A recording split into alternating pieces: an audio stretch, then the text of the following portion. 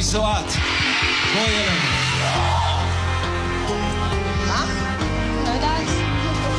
היי, את המודחת ה-14 מבית האח הגדול. מה? טוב, אומנם זה כבר עבר, אבל לא פעם אתם חושבים על ההדחה של מאי.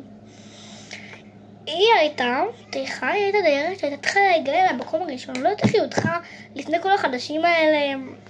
אני באמת לא יודעת, זה הדבר הכי באמת, איך כולם נשארו לפני. הייתה צריכה להיות דיירת של גמר, זו דיירת של מגניב, זו דיירת אמרה לנצח כאן את המקום הראשון לדעתי. עינת בוביל. אז היא מציעה כל מיני דברים בטיקטוק ובאינסטגרם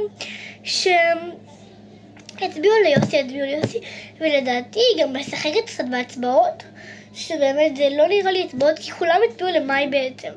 אין מישהי שלא אוהבת מאי, כי לא יודעת.